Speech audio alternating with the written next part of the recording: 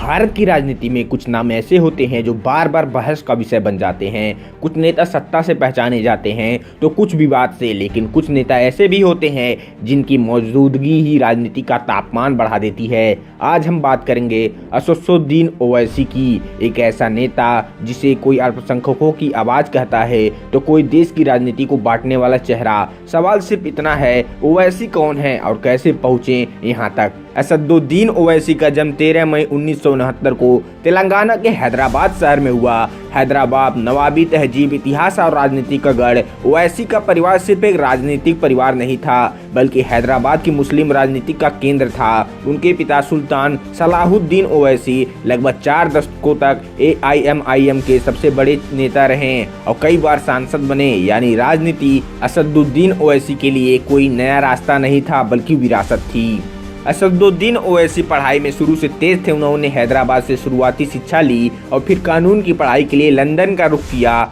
उन्होंने Lincoln in London से barrister की डिग्री हासिल की। यहीं से उनकी सोच को मिला संविधान, अधिकार और अंतर्राष्ट्रीय राजनीति का अनुभव। यही वजह है कि आज जब ओवैसी संसद में बोलते हैं तो सिर्फ भावनाएं नहीं, बल्कि संविधान की धाराएं बोलती हैं। AIMIM यानी ऑल इंडिया मजलिसे इत्तेहादुल मुस्लिमीन, इस पार्टी की नींव हैदराबाद के मुस्लिम समाज की राजनीतिक सुरक्षा के लिए रखी गई थी। लंबे समय तक यह पार्टी सिर्फ हैदराबाद तक सीमित रही, लेकिन असदुद्दीन ओवैसी के आने के बाद AIMIM ने खुद को ऑल इंडिया पार्टी बनाने का सपना देखा।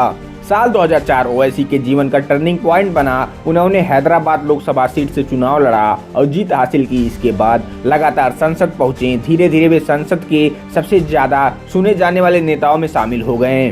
ओवैसी की सबसे बड़ी ताकत है उनकी जुबान। वे गुस्से में भी तर्क के साथ बोलते हैं, चाहे CAA, NRC, ट्रिपल तलाक या माइनॉरिटी राइट्स, हर मुद्दे पर वे सरकार से सीधे सवाल करते हैं। यही वजह है कि वे समर्थकों के लिए हीरो और विरोधियों के लिए खतरा बन जाते हैं। जहां ओवैसी हैं वहां विवाद भी। उनके कई बयान देश भर में विवाद बन चुके हैं। विरोधियों का आरोप है वे ध्रुवीकरण की राजनीति करते हैं, जबकि ओवैसी कहते हैं वे सिर्फ सवाल उठा रहे हैं। सवाल यह है, क्या ओवैसी समस्या है या समस्या की ओर इशारा।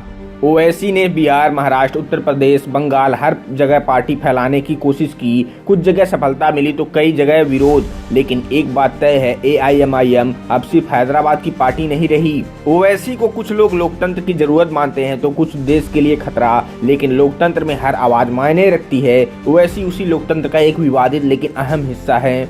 असदुद्दीन ओवैसी एक नाम नहीं, एक विचार है। आप उनसे सहमत हो या असहमत, लेकिन उन्हें नज़रअंदाज नहीं कर सकते, क्योंकि जहां सवाल पूछे जाते हैं वहीं लोकतंत्र जिंदा रहता है। उम्मीद करता हूं वीडियो पसंद आया होगा। ऐसे ही वीडियो देखने के लिए चैनल को सब्सक्राइब जरूर करें। धन्यवाद दोस्तों।